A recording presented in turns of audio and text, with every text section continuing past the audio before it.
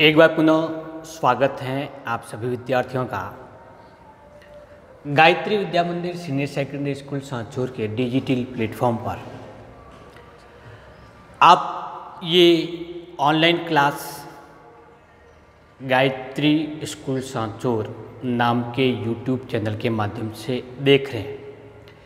यदि आपने अभी तक इस चैनल को सब्सक्राइब नहीं किया है तो चैनल के नीचे लिखने वाले लाल बटन को प्रेस कीजिए, जिससे आप सब्सक्राइब कर सकें इसको और चैनल से डायरेक्ट जुड़ सकें। आज का हमारा टॉपिक जीव विज्ञान से है, लेसन नंबर 5 है। और जैसा कि आप जानते होंगे कि लेसन नंबर 5 है पुष्पीय पादपों के आकार की, और इसके अंतर्गत हमने इससे पहले की कक्षा में क्या पढ़ा था, विभिन्न प्रकार के पुष्पक्रम। पुष्पक्रम क्या होते हैं उसके बारे में क्या पढ़ा था, हमने एक परिभाषा पढ़ी थी। उस पुष्पक्रम से संबंधित कुछ विशेष बिंदु देखे थे, और पुष्पीय पादप विशेष करके एंजियोस्पर्म में कुल कितने प्रकार के पुष्पक्रम पाए जाते हैं इसके बारे में हमने प्रकार देखे थे।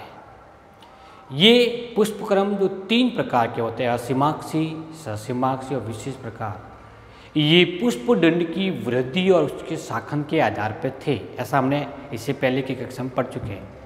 कौन कौन से थे इसका रिवीजन करने के लिए इसके पूर्व के आपके द्वारा बनाए गए नोट्स और आपके द्वारा देखे गए वीडियो को आप पुनः अवलोकित कीजिए, जिससे आपको पूरा टॉपिक समझ में आ सके। आज हम इस क्लास में और इस क्लास के माध्यम से असीमाक्षी पुष्पक्रम कितने प्रकार के होते हैं, उनकी परिभाषा क्या होती है, किन पादपों में पाया जाता है, उसका डायग्राम कैसा होता है, इसके बारे में हम विस्तार से एक एक प्रकार के बारे में पढ़ेंगे। सबसे पहले बात करते हैं असीमाक्षी पुष्पक्रम के बारे में। परिभाषा क्या होगी उसकी, किसको कहेंगे असीमाक्षी पुष्पक्रम? तो वह पुष्पक्रम जिसमें पुष्पदंड की वृद्धि सतत होती रहती है।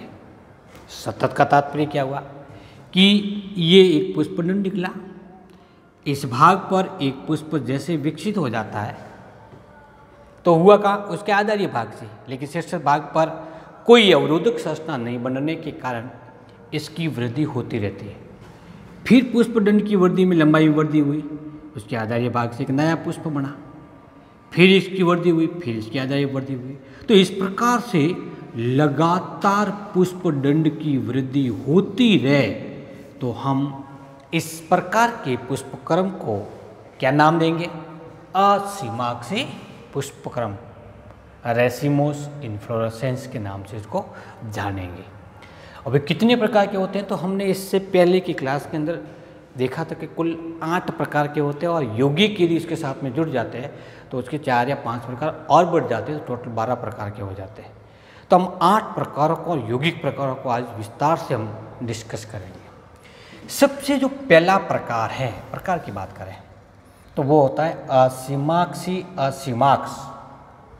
असीमाक्षी असीमाक्ष किसको कहेंगे? असीमाक्षी, इसका मतलब पुष्पदंड की वृद्धि तो लगातार होती रहेगी। तो अब स्पेशल कैरेक्टर इसमें क्या होंगे कि ये जो पुष्प लगा हुआ गोलाकार संरचना है, इसके आधार से ये लंबी सी वृंतनुमा संरचना है, उसको पुष्प वृंत कहेंगे। ये प्रेजेंट है अथवा नहीं, उपस्थित है अथवा नहीं। दूसरा, ये जो पुष्प लगा हुआ है वो एक लिंगी है अथवा द्विलिंगी। एक लिंगी और द्विलिंगी का मतलब क्या हुआ कि यदि उस पुष्प में पुंकेसर और स्त्री केसर दोनों ही पाए जाते हैं तो द्विलिंगी, और यदि उस पुष्प में केवल या तो पुंकेसर पाए जाते हैं या फिर केवल स्त्री केसर पाया जाता है तो उसको नाम देंगे हम एक लिंगी पुष्प। यदि केवल पुंकेसर युक्त पुष्प है तो उसको नर पुष्प नाम देंगे, और यदि उसमें स्त्री केसर युक्त पुष्प है तो उसको हम मादा पुष्प कहेंगे। तो एक लिंगी अथवा द्विलिंगी।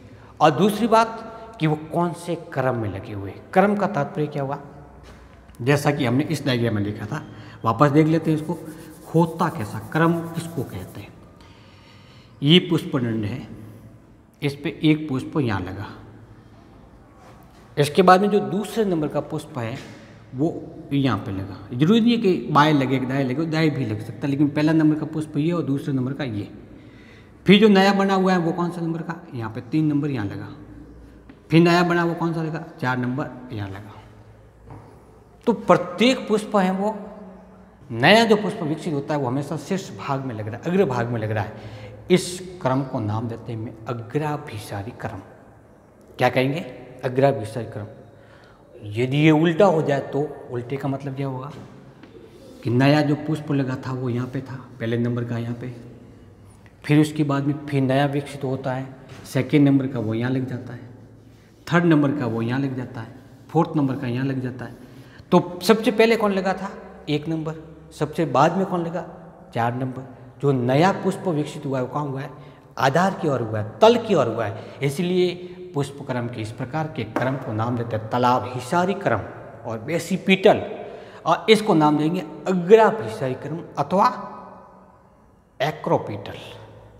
दोनों वर्ड धीरे धीरे साथ साथ में समझ लीजिए, ये हिंदी का और इंग्लिश का।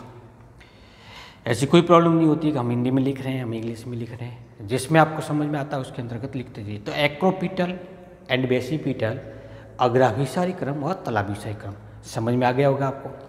तो इस पुष्प क्रम, असमाक्षी पुष्प क्रम में पुष्प की लैंगिकता क्या, एक लिंगी है या उभयलिंगी है, सवरंत है अथवा अवरंत। पुष्पवरंत उपस्थित है तो सवरंत, पुष्पवरंत नहीं पाया जाता तो अवरंत। तो अवरंत को कैसे, सवरंत को तो हम इस प्रकार के डायग्राम के द्वारा प्रदर्शित करेंगे, और अवरंत पुष्पक्रम को किस प्रकार से प्रदर्शित करेंगे? केवल गोलाकार, जो वृंतनुमा संरचना थी वो नहीं पाई जाती, अवरंत कहलाएगा। इसको क्या कहेंगे हम? सवरंत पुष्पक्रम कहेंगे। तो लैंगिकता, सवरंत, अवरंत, अग्राभिसारी अथवा तलाभिसारी, इन 3 गुणों के आधार पर असीमाक्षी पुष्पक्रम कुल 8 प्रकार के होते हैं। कितने होते हैं? 8 प्रकार के। यौगिक इसमें से थोड़े से अलग है। इस 8 में से एक है असीमाक्षी पुष्पक्रम। असीमाक्ष, असीमाक्षी दोनों अलग अलग है। यह है असीमाक्ष और यह है असीमाक्षी। होते क्या देखो, इसमें सवरंत पुष्प लगे हुए होंगे, तो सीधी सी बात है ये पुष्पदंड, इसको थोड़ा सा व्यवस्थित बना देता हूँ मैं, ये पुष्पदंड हुआ, क्योंकि चौड़ा भाग है बाधारी भाग, पतला भाग ऊपर भाग। डायग्राम बहुत बड़ी चीज़ होती है, वो अपने आप को निरूपित करती है। डायग्राम सजीव की तरह कार्य करता है, वो खुद कहता है कि इसके अंदर ये करैक्टर है। इसलिए हमें बायोलॉजी के स्टूडेंट होने के कारण उसको डायग्राम को थोड़े से व्यवस्थित बनाने की कोशिश करना है। धीरे धीरे आप प्रैक्टिस करोगे तो ये डायग्राम भी आप बहुत अच्छी तरह से बना सकते हो। यहाँ जो बोर्ड पे डायग्राम बनाए हुए उससे भी बेटर बना सकते हो। तो इस पुष्पदंड पे कैसे लगे होंगे? अग्राभिसारी क्रम। इसका मतलब नया ऊपर की ओर, बड़ा नीचे की ओर। तो नए पुष्प होता है वो छोटे आकार का होता है और उससे बना हुआ बड़ा बड़े आकार का होता है। इस प्रकार की संरचना होगी। लेकिन वो क्या रहे कि इसमें हमेशा कौन से क्रम में होता है? सब कौन से होते हैं? सवरंत होते हैं। तो हमारी डायग्राम ये नहीं बनेगा। कौन सा डायग्राम बनेगा?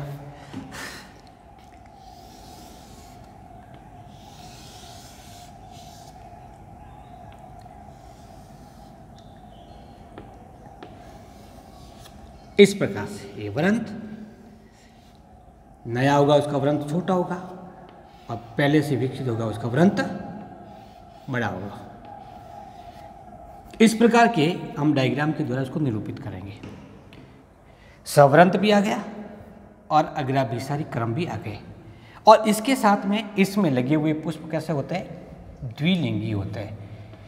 इस प्रकार के निशान से हम उसको बताते हैं कि ये द्विलिंगी है। तो पूरी परिभाषा क्या हुई? वह असीमाक्षी पुष्पक्रम जिसमें सवरंत एवं द्विलिंगी पुष्प अग्राभिसारी क्रम में लगे हुए हो, असीमाक्ष पुष्पक्रम कहलाता है। किसमें पाया जाता है? मूली और सरसों। ये तो इसके सामान्य नाम हुए। धीरे धीरे आपको इनके वैज्ञानिक नाम भी याद करने पड़ेंगे।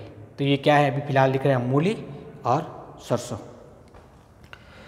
दूसरा, तो वैज्ञानिक नाम की बात आई है तो हमने सबसे पहले पार्ट में बात की थी, जब हम जीवों का नामकरण करते हैं, नामकरण पद्धति पढ़ रहे थे, ICBN पढ़ा था, ICZN पढ़ा था। तो international code of botanical nomenclature क्या कहता है कि नाम पद्धति में 2 नाम होते हैं, जीनस का और जाति का, वंश का और प्रजाति का। जैसे मेंजिफेरा इंडिका, ठीक उसी प्रकार से मूली का होता है रेफेनस सटैवा, सरसों का होता है ब्रेसिका कैम्पेस्ट्रिस।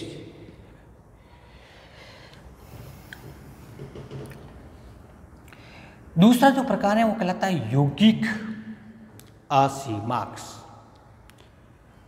ये है असीमाक्ष और ये कौन सा हुआ, यौगिक असीमाक्ष। यौगिक वर्ड आ गया, इसका मतलब ऐसे कैसे असीमाक्ष बहुत सारे जुड़े हुए होंगे।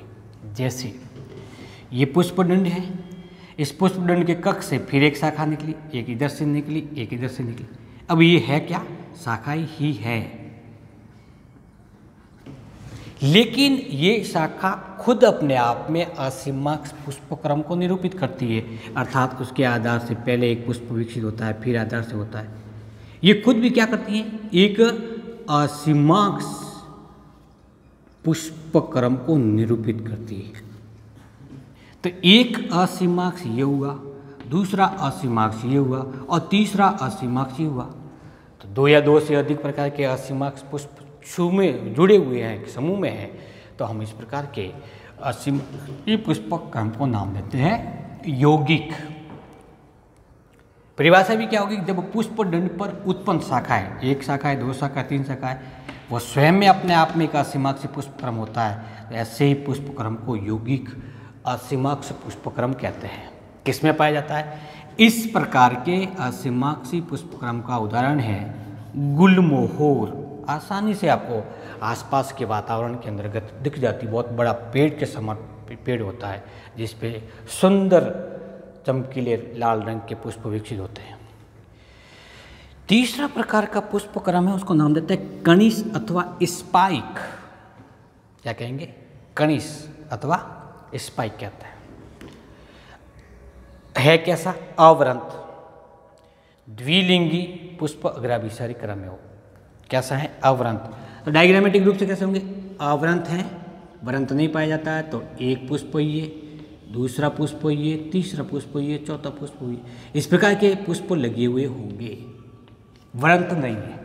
लेकिन पुष्प कैसे होंगे, द्विलिंगी और अग्राभिसारी क्रम में। ऐसे पुष्पक्रम को नाम देते हैं कणिश अथवा स्पाइक। और कौन से पादपों में पाया जाता है, लट जिला है, चौलाई है या बॉटल ब्रश, कोई भी एक प्रकार के एग्जाम्पल आप लिख सकते हो। जब हम इन दोनों प्रकारों का कंपैरिजन करें, एक तो असीमाक्षी असीमाक्ष होता है, दूसरा कणिश असीमाक्षी पुष्पक्रम होता है, दोनों में अंतर क्या है, आप आसानी से इनको देख करके बता सकते हो कि इसमें अंतर क्या है। दोनों के अंदर उभयलिंगी या द्विलिंगी पुष्प लगे होते हैं, दोनों में पुष्प जो क्रम होता है वो कौन सा होता है, अग्राभिसारी। तो अंतर क्या हुआ, कणिश के अंदर अवरंत होता है और असीमाक्ष में सवरंत होता है। आसानी से हम उसको देख कर बता सकते हैं क्या अंतर है और कौन सा अंतर नहीं है। चौथे प्रकार का असीमाक्षी पुष्पक्रम होता है, उसको नाम देते हैं कणिशिका और स्पाइकलेट। अभी क्या पढ़ा, कणिश, अब क्या पढ़ रहे हैं, कणिशिका। स्पाइक या स्पाइकलेट, इसका मतलब इसका मध्य बीच में कोई संबंध है, क्या संबंध है, ये छोटे कणिश के रूप में होता है, हम कह सकते हैं छोटे कणिश, कणिशिका कहलाती है। लेकिन इसमें कुछ शुष्क और खुरदरे सहपत्र पाए जाते हैं। जो शुष्क और खुरदरे सहपत्र युक्त संरचना होती है उसको ग्लूम कहते हैं। क्या नाम देंगे, ग्लूम, ग्लूम, ये भी ग्लूम, या इसको तुष कहते हैं, तुष हिंदी में। ये ग्लूम फर्स्ट होता है, ये ग्लूम सेकेंड होता है। इसके बाद में इस प्रकार के कुछ शुष्क सहपत्र और पाए जाते हैं, उसको हम लेमा कहते हैं। इनके कक्ष से फिर पुष्प निकलते हैं। तो एक पुष्प यहाँ से निकला, फिर यहाँ से एक पुष्प निकलेगा, ये सहपत्रनुमा संरचना, ये पुंकेसर जैसी संरचना, और ये इसका अंडाशय ओवेरी। ठीक इसी प्रकार के यहाँ से भी इस प्रकार की संरचना निकलेगी। तो ऐसा पुष्प, ऐसा असीमाक्षी पुष्पक्रम जिसमें शुष्क और खुरदरे सहपत्र पाए जाते हैं, जिससे छोटे उभयलिंगी और सवरंत पुष्प लगे हुए होते हैं, पुष्प विकसित होते हैं, उनको हम कणिशिका अथवा स्पाइकलेट असीमाक्षी पुष्पक्रम कहते हैं। और इस प्रकार की पुष्पक्रम का उदाहरण क्या हुआ, गेहूं, इसका मतलब धान, चावल भी इसी के अंतर्गत आएगा। तो चावल गेहूं के अंदर जो बालियाँ होती है, बाली देखते हैं हम, उसके समूह के रूप में पाई जाती है, वो पूरी की पूरी बाली समूह के रूप में स्पाइकलेट का समूह है और इसको हम स्पाइकीका के नाम से जानते हैं। सामान्य जानकारी के लिए ध्यान रखना, स्पाइकीका, जब आप पोएसी कुल को पढ़ेंगे तब उसमें पुष्पक्रम आएगा स्पाइकीका, अर्थात वो स्पाइकलेट का एक समूह है।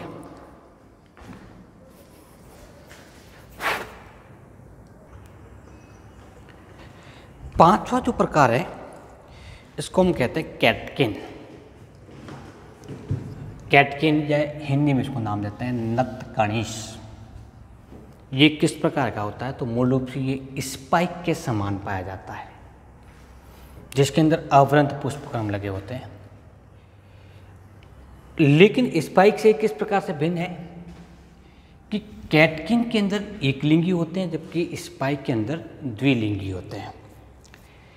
कैटकिन के अंदर पाए जाने वाले पुष्पक्रम का अक्ष लचीला होने के कारण ये पूर्ण रूप से नीचे की ओर लटका हुआ होता है। तो एक तरह से कह सकते हैं कि स्पाइक लटका हुआ है तो कैटकिन कहलाएगा, लेकिन उसमें पुष्प होंगे वो एक लिंगी होते हैं। सबसे बड़ी विशेषता क्या है कि ये एकमात्र पुष्पक्रम ऐसा है, कौन सा? कैटकिन, जिसका अक्ष लचीला और कमजोर होने के कारण ये आधार्य भाग से विघटित हो जाता है, कोशिका विघटित होती है, पूरा का पूरा पुष्पक्रम एक साथ नीचे की ओर गिरता है। बाकी सभी पुष्पक्रम में क्या होता है, जैसे ये एक असीमाक्ष, असीमाक्ष हैं। असीमाक्ष में क्या होगा, सबसे पहले ये पुष्प परिपक्व होगा तो ये झड़ेगा, उसके बाद में ये झड़ेगा, इसके बाद भी ये झड़ेगा। कभी भी पूरा का पूरा पुष्पक्रम एक साथ में पदभाग से पृथक नहीं होता है, लेकिन कैटकिन के अंतर्गत ऐसा होता है, ऐसा पाया जाता है। तो ये प्रश्न कई बार एग्जाम्स के अंदर, कई प्रकार के एग्जाम्स के अंदर पूछा जा चुका है कि ऐसा कौन सा पुष्पक्रम है जिसमें संपूर्ण पुष्पक्रम एक साथ झड़ता है, तो वो कौन सा आएगा? कैटकिन। और ये किस में पाया जाता है? सहतूत में पाया जाता है, सैलेक्स के अंदर पाया जाता है। कैटकिन के बाद में नेक्स्ट जो प्रकार है वो कहलाता है स्पेडिक्स। इस प्रकार के पुष्पक्रम में अक्ष है मोटा और मासल है। अगेन ये स्पाइकलेट का थोड़ा सा परिवर्तित रूप है। इस पुष्पक्रम के अंतर्गत कुछ विशेष प्रकार के रंगीन अथवा हरे रंग के मासल पत्र, जो बड़े बड़े आकार के सहपत्र होते हैं, वो पाए जाते हैं। उसके साथ में पुष्पक्रम पूर्ण रूप से ढका हुआ होता है। और इन मासल सहपत्रों को क्या नाम देते हैं? स्फेत नाम देते हैं। जैसे फॉर एग्जाम्पल इस डायग्राम के अंतर्गत ये जो स्ट्रक्चर है वो स्पेत कहलाती है। स्पेटिक्स का एग्जाम्पल जब लेना होता है तो किस में है? ये मक्का के अंतर्गत है। कौन सा? मक्का का भुट्टा आप खाते हो, उस भुट्टे के चारों तरफ हरे रंग के पत्ते होते हैं, तो वो पत्ते क्या है? सहपत्र हैं। कैसी संरचना है? मासल संरचना है। और उसको क्या नाम देंगे? स्पेत। उस पत्तों को जब हम हटाते हैं तो उसमें से एक डंठल नुमा संरचना निकलती है, जिसके अंदर पीले रंग के दांत, वो दाने लगे हुए होते हैं। तो वो दाने क्या थे? किसी समय वो अंडाशय थे, वो अंडाशय युक्त संरचना क्या थी? मादा पुष्प थी। तो इस प्रकार की इन पत्र के समान एक डंठल नुमा संरचना निकलती है, जिसके शीर्ष भाग पर दाने नहीं पाए जाते, लेकिन आधार्य भाग पर दाने पाए जाते थे। ऐसा होता ही। इसका मतलब इस मोटे मासल पुष्पक्रम अक्ष, जिसके चारों तरफ स्फेत लगे होते हैं, इस पर शीर्ष भाग पर नर पुष्प विकसित होते हैं और आधार्य भाग पर मादा पुष्प विकसित होते हैं। किसमें पाया जाता है? ये सामान्य तौर पर मक्का का है एग्जाम्पल। तो मक्का का जो भुट्टा है, जब वो पुष्प रूपी में था, जब उसमें दाने नहीं पड़े थे, तब तक हम उस पुष्पक्रम को क्या नाम देते थे? स्पेडिक्स प्रकार का।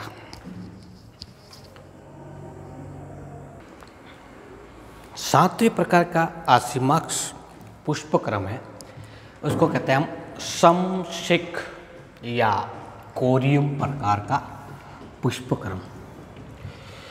इस प्रकार के पुष्पक्रम में पुष्पाक्ष छोटा होता है।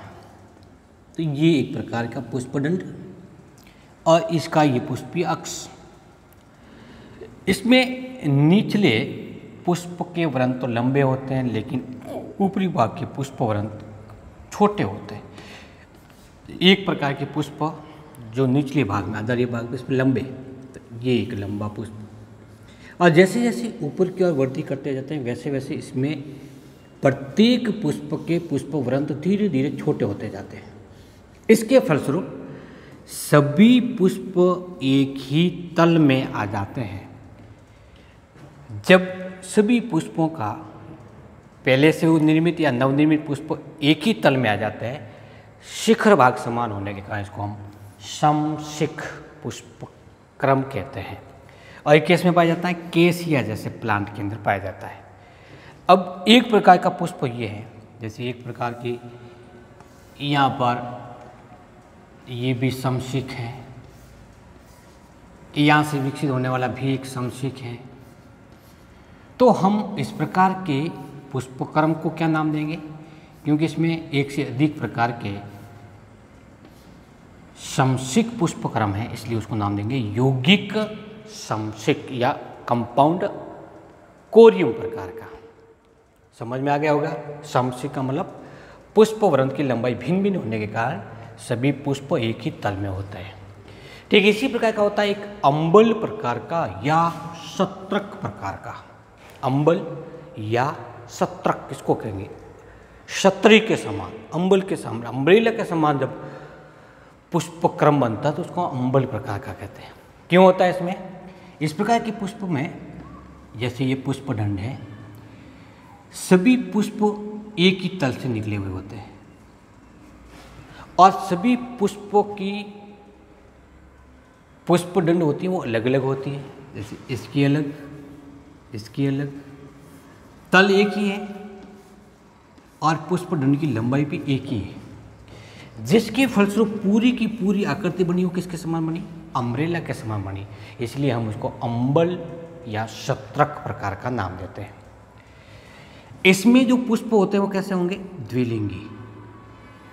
कई बार अंबल अकेला होता है तो उसको नाम देते हैं एकल अंबल। जैसे प्याज के अंदर पाया जाता है, प्याज के पत्तों के बीच से एक लंबी डंड निकलेगी, उसके ऊपरी भाग पर अंबल प्रकार का पुष्पक्रम निकलेगा तो वो एकल अंबल है। एग्जाम्पल क्या होता है, प्याज। लेकिन धनिया में एक से अधिक अंबल समूह जुड़े हुए होते हैं तो उसको नाम देते हैं यौगिक अंबल, यौगिक अंबल या यौगिक शत्रक। ये एक और प्रकार इसके साथ में जुड़ गया, 8 के बाद में यौगिक शत्रक 9, लेकिन यौगिक के रूप में, इसलिए हम इसको अलग से नहीं पढ़ रहे हैं। अंबल के बाद में अंतिम पुष्पक्रम जो असीमाक्ष पुष्पक्रम का भाग है वो कहलाता है मुंडक अथवा कैपिटुलम। अभी तक पढ़े गए सभी पुष्पक्रम में पुष्पदंड एक लंबा दंड था या मासल संरचना थी, लेकिन इस प्रकार के पुष्पक्रम में पुष्पदंड चपटा हो जाता है। हमने इससे पहले पुष्पक्रम के सामान्य परिचय के बारे में पढ़ा था कि जब पुष्पदंड गोल या चपटा हो जाता है तो उसको क्या नाम देते हैं, रिसेप्टेकल कहते हैं, तो पात्र कहते हैं। तो यहाँ पर ये एक पात्र की संरचना बन गई। क्या हुआ, पात्र बना। इस पात्र के शीर्ष भाग पर 2 प्रकार के पुष्पक पाए जाते हैं। अब यहाँ पे पुष्प नहीं बल्कि क्या है, पुष्पक है। एक तो रसीम पुष्प, एक होता है प्रीदीय पुष्पक, एक तो होता है रसीम, एक होता है बिंब। यदि इस पात्र को हम ऊपरी भाग से देखें तो ये गोलाकार दिखाई देगा। एक तो केंद्र की ओर पुष्प पाए जाएंगे, इस भाग पर ये है केंद्रीय पुष्प। तो जो इस पात्र के केंद्र में पुष्पक स्थित है, इन पुष्पकों को कहते हैं बिंब पुष्पक, जो केंद्र में स्थित है। लेकिन जो परिधीय भाग में उपस्थित है, परिधीय पुष्पक होते हैं, ऐसे पुष्पकों को नाम देते हैं रसीम पुष्पक। कितने प्रकार के पुष्पक पाए जाते हैं, 2 प्रकार के, केंद्र में बिंब या डिस्क और परिधि भाग की ओर रसीम या रेब फ्लोरेट। इस प्रकार के पुष्पक्रम को क्या नाम देंगे, मुंडक या कैपिटुलम।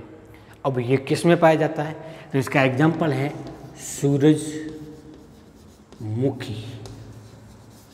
सूर्यमुखी, गेंदा और जीनिया जैसे पादपों में पाया जाने वाला पुष्पक्रम मुंडक प्रकार का है, कैपिटुलम प्रकार का है। सूरजमुखी पादप की विशेषता क्या है कि हमेशा इसका पुष्प होता है वो किसकी ओर है, सूर्य की ओर है, इसलिए इसको क्या नाम देते हैं, सूरजमुखी, सूर्यमुखी, सूर्य की ओर स्थित है। लेकिन जिसको हम पुष्प कह रहे हैं वो है क्या, पुष्पक पुष्पक्रम है और इस पुष्पक्रम का नाम क्या है? मुंडक या कैपिटल। उसके अंतर्गत छोटे छोटे लंबे पुष्पक पाए जाते हैं।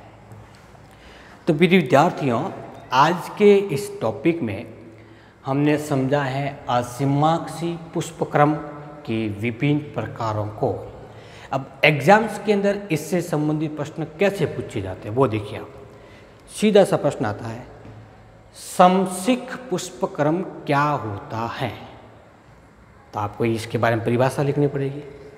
समशिख पुष्पक्रम का डायग्राम बनाइए। तो ये डायग्राम पुष्प, पुष्पवृंत और पुष्पदंड 3 ही शब्द होते हैं, इसमें चौथा शब्द नहीं आता। समशिख पुष्पक्रम कौन से पादपों में पाया जाता है? तो कौन सा एग्जाम्पल हुआ? केसिया। या प्रश्न चेंज हो जाता है, सूरजमुखी में पाए जाने वाले पुष्पक्रम का नाम लिखिए। मुंडक, असीमाक्षी पुष्पक्रम या कैपिटोलम प्रकार का। या फिर धनिये के अंदर कौन से प्रकार का पुष्पक्रम पाया जाता है? तो यौगिक, शत्रक, असीमाक्षी पुष्पक्रम। नेक्स्ट क्लास में हम पढ़ेंगे पुष्पक्रम का दूसरा प्रकार, और वो कौन सा है?